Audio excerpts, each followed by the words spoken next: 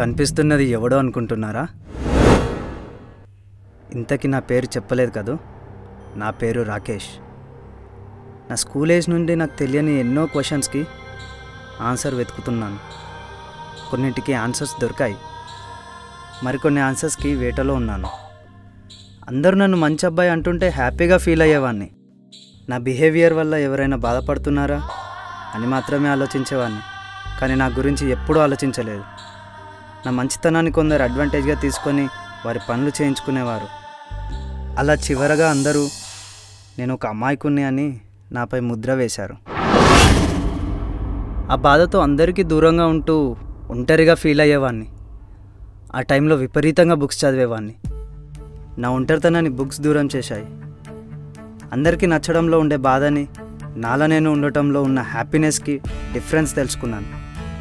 దీనికి కారణం ఇతరులు నా గురించి ఏమనుకుంటున్నారో అనే ఆలోచనే అని తెలుసుకున్నాను. మనుషులందరూ ఒకేలా ఉండరు. నాలా మరొకరు ఆలోచించరు, మరొకరిలా నేనుండను. అలాంటప్పుడు ఇతరుల గురించి ఆలోచించడం, వారి మాటలను పట్టించుకోవడం అనవసరం. ఒకరితో నేను కంపేర్ చేసుకోను. నాకు నచ్చినట్టు నేను ఉంటాను. హ్యాపీనెస్ కావాలంటే నచ్చిన వర్క్ చేయాలి.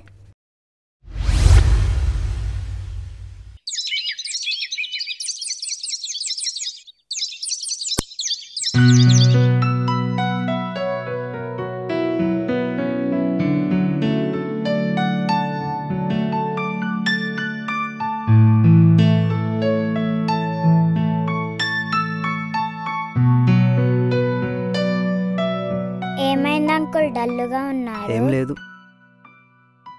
నీ పేరేంటి? నా పేరు బిందు. మరి మీ పేరు? నా పేరు రాకేష్. మీరేమైనా ప్రాబ్లంలో ఉన్నారా? నా లైఫ్లో సరైన నిర్ణయం తీసుకోలేకపోతున్నాను. అంతా కన్ఫ్యూజన్గా ఉంది. ఇంతేనా? నేనేమో పెద్ద ప్రాబ్లం అనుకున్నా. అయితే నా ప్రాబ్లంకి సొల్యూషన్ నువ్వే చెప్పు. నీకేది ఇష్టమో అదే చెయ్యి, అప్పుడు హ్యాపీగా ఉంటావు కదా. బాయ్. బాయ్.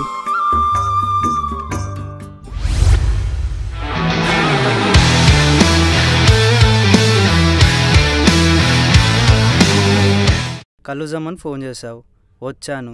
వచ్చాకే ఏం మాట్లాడడం లేదు. ఏదో ఒకటి మాట్లాడు. నీ గురించి ఏం మాట్లాడమంటావు? ఏ విషయంలోనైనా స్టేబుల్గా ఉన్నావా? ఈ డొంక తిరుగుడు ఎందుకు? అసలు విషయం ఏందో స్ట్రైట్గా చెప్పు. విషయం ఏంటో నీకు తెలియదా? అయితే విను. మా నాన్న ఒక ఎన్ఆర్ఐ పెళ్లి సంబంధం చూశారు. వాళ్ళకి నేను నచ్చానంట. అతను ఒక సాఫ్ట్వేర్ ఇంజనీర్. ఇప్పుడు మా నాన్నకి నేనేం చెప్పాలి? ఇది చెప్పడానికే వచ్చావా? నేను ఇంకేదో అనుకున్నా. ఇంత సీరియస్ విషయం చెప్తుంటే అంత సింపుల్గా మాట్లాడతావేంటి? ఇది పెళ్లి సంబంధం. అయితే ఏంటి ఇప్పుడు? ఎలాగో నీకు ఇష్టం లేదు కదా, పెళ్లి సంబంధం నచ్చలేదని చెప్పు. నాకు పెళ్లి సంబంధం నచ్చలేదని చెప్పడం అంత ఈజీ కాదు. ఏ కారణం చేత నచ్చలేదని చెప్పాలి? ఇప్పటికే 3 పెళ్లి సంబంధాలు రిజెక్ట్ చేశాను. అయితే మన లవ్ విషయం మీ అమ్మ నాన్నకు చెప్పు. వాళ్ళే అర్థం చేసుకుంటారు. అప్పుడు ప్రాబ్లం సాల్వ్ అవుతుంది కదా. ఎలా చెప్పాలరా? 2 ఇయర్స్ నుండి ఖాళీగా ఉంటున్నావు. ఏదైనా జాబ్ చేయమంటే చెయ్యవు. ఏ జాబ్ లేకుండా ఖాళీగా ఉన్నావని చెప్పమంటావా?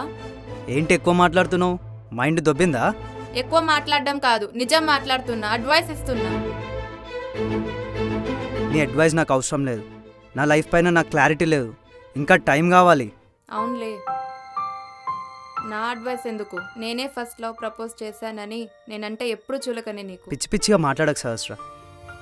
నాకు లైఫ్లో సెటిల్ అవ్వడానికి ఇంకా 3 ఇయర్స్ టైం పడుతుంది.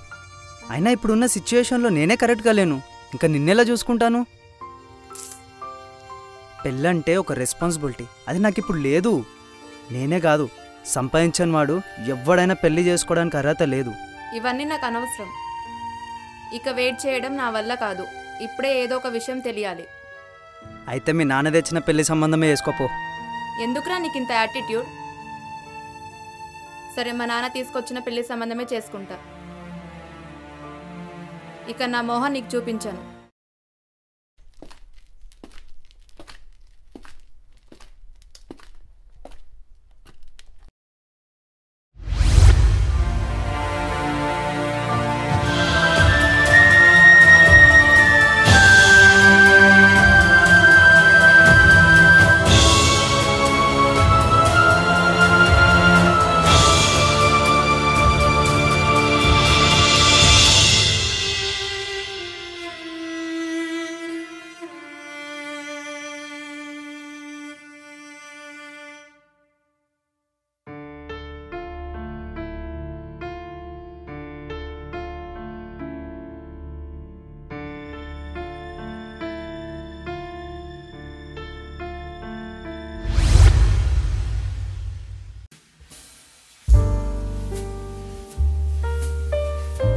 నానా ఉమ్, నానా ఏంట్రా?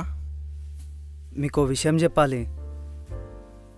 బిజినెస్ స్టార్ట్ చేద్దామని డిసైడ్ అయ్యాను. దానికి సంబంధించిన ఇన్ఫర్మేషన్ కూడా తెలుసుకున్నానన్నా. సడన్గా ఈ నిర్ణయం ఏంట్రా?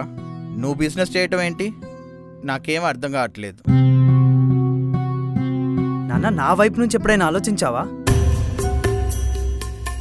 నేను స్కూల్లో ఉన్నప్పుడు నాకు ఇష్టమైన గేమ్స్ ఎప్పుడు ఆడనివ్వలేదు. ఎప్పుడు చూడు చదువు చదువు అని నన్ను విసిగిస్తూ చదివిస్తుండేవారు. ఇక ఇంటర్లో అయితే నాకు రాని మ్యాథ్స్ సబ్జెక్ట్ అయినా ఎంపీసీలో జాయిన్ చేశారు. చదవాలి కదా అని కష్టపడి బట్టి పట్టి పాస్ అయ్యాను ఇంటర్మీడియట్. మీరు చెప్పినట్టు నాకు నచ్చకపోయినా ఇంజనీరింగ్ జాయిన్ అయ్యాను. 4 ఇయర్స్లో అవ్వాల్సిన బీటెక్ 5 ఇయర్స్ చదివాను అన్న. ఎందుకంటే నాకు మ్యాథ్స్ రాదు కాబట్టి. బంధువుల పిల్లలతో, పక్కింటి వాళ్ళతో, నా ఫ్రెండ్స్తో పోలుస్తూ ఉంటే రూమ్లో కూర్చొని ఒంటరిగా ఏడ్చేవాడిని నాన్న.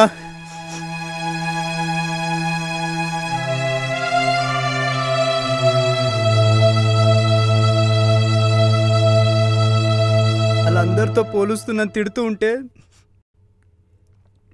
నేను దేనికి పనికిరానేమో అనుకొని నన్ను నేను ప్రేమించుకోవడం కూడా మానేశాను నాన్న. అందరి టాలెంట్ గుర్తించి వాళ్ళతో నన్ను పోలుస్తూ తిడుతూ ఉండేవాడివి. కానీ నన్ను మర్చిపోయావు నాన్న.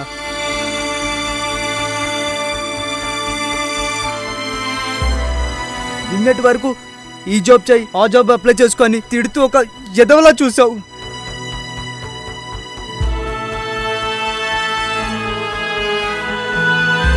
ఇక చాలు నాన్న. ఇప్పుడు చెప్తున్నాను, నాకు జాబ్ చేయడం ఇష్టం లేదు.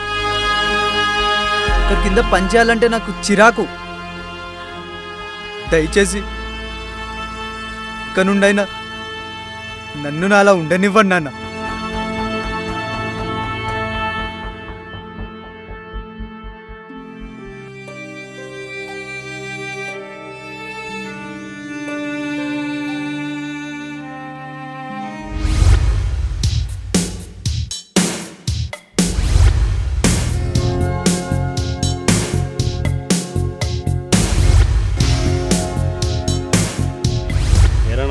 మన స్ట్రీట్లో రజనీని గొక్కుతున్నావట. జాగ్రత్తరా బాబు, అసలే వాళ్ళ అన్న పెద్ద జాదు. అక్కడంత సీన్ లేదా? అవునా? ఎందుకని కానీ తెలుసురా, కానీ పోలీస్ స్టేషన్ మాత్రం తెలియదు. వాడిని వదిలేయండి, వాడే తెలుసుకుంటాడు.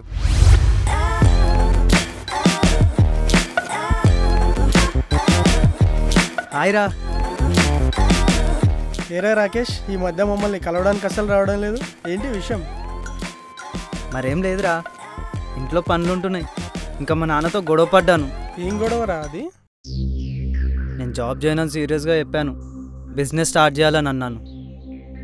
ఏరా, నీ ఫేస్కి బిజినెస్ చేస్తావా? అసలు బిజినెస్ అంటే ఏంటో తెలుసా? రాజు, ఇది నా లైఫ్కి సంబంధించిన విషయం. నేను బిజినెస్ స్టార్ట్ చేయాలని ఫిక్స్ అయ్యాను. రే, నీ ముఖం, నీకంత సీన్ లేదు కానీ ఏదైనా జాబ్ చేస్తూ బతుకు.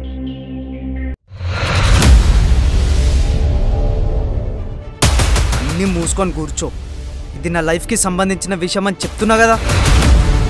ఎంకరేజ్ చేయకపోయినా పర్లేదు, కమెంట్స్ చేస్తావా? మాట్లాడుతుంటే జోక్గా ఉందా? రాకేష్, ఆ? అది ఫస్ట్ వాడిని కాల్ రోజులే, కాల్ రోజులు.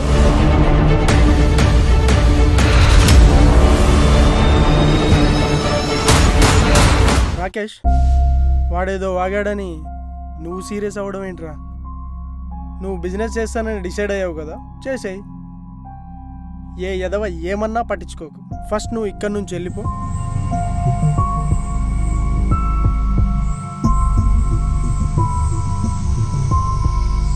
నువ్వు చెప్తున్నావు కాబట్టి వెళ్తున్నా, లేకపోతే వీడిని.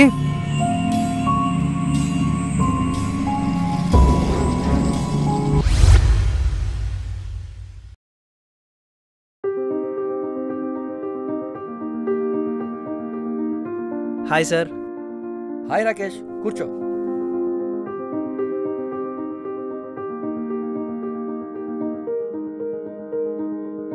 ఎలా ఉన్నావు రాకేష్? బాగున్నాను సార్. ఏంటి నీ ఫ్యూచర్ ప్లాన్స్ ఏమన్నా డిసైడ్ అయ్యావా? 4 years చదవాల్సిన బీటెక్ 5 years పట్టింది. ఆ లాస్ట్ ఇయర్ తెలిసింది నేనేంటో అని. ఒక స్టార్టప్ కంపెనీ పెట్టాలని డిసైడ్ అయ్యాను సార్. మీ అడ్వైస్ కోసం వచ్చాను. ఆల్రెడీ డిసైడ్ అయ్యావా? ఓ కంగ్రాట్స్. నాకు లైఫ్కి సంబంధించి ఓన్ డిసిషన్ తీసుకునే వాళ్ళంటే చాలా ఇష్టం రా. అంటే జాబ్ చేయడం ఇష్టం లేకనా లేకపోతే కష్టమానా? ఒకరి కింద పనిచేయడం నాకు నచ్చదు. నా నాలెడ్జ్ని ఒకరి కోసం యూజ్ చేయడం అస్సలు ఇష్టం ఉండదు సార్. ఇంకా నచ్చవరా రాకేష్? నా దగ్గరకు వచ్చే స్టూడెంట్స్ అందరూ ఏదో ఒక జాబ్ చేయాలని లేదంటే అబ్రాడ్ వెళ్ళి సెటిల్ అవ్వాలని సెటిల్ అవుతారని అనేవారే ఎక్కువగా వస్తారు. బట్ నువ్వు మాత్రం డిఫరెంట్గా ఆలోచిస్తున్నావు. నచ్చిన వర్క్ చేయడంలో, నచ్చిన ఫీల్డ్లో కష్టపడడంలో ఆనందం ఉంటుంది సార్. రైట్ టైంలో గుడ్ డిసిషన్ తీసుకుంటున్నావు. నేను ఇచ్చే అడ్వైజ్ ఒకటే, ఒక లక్ష్యాన్ని టార్గెట్ చేసుకొని కష్టపడుతున్నప్పుడు నీపై జోక్స్ వేసేవాళ్ళు, విమర్శించేవాళ్ళు, నెగిటివ్ కామెంట్స్ చేసేవాళ్ళు ఎక్కువగానే ఉంటారు. వాళ్ళని మాత్రం పట్టించుకోకూడదు. లైఫ్లో రిస్క్ తీసుకుంటూ కష్టపడే గట్స్ కొందరికే ఉంటాయి. అందులోనే కిక్ ఉంటుంది. వెళ్తున్న జర్నీలో అప్ అండ్ డౌన్స్ ఉంటాయి. అస్సలు డిసప్పాయింట్ కావద్దు. ఎవ్వరి మాట వినొద్దు. ఎందుకంటే ఉచిత సలహాలు ఇచ్చేవాళ్ళే ఈ సొసైటీలో ఎక్కువగా ఉంటారు.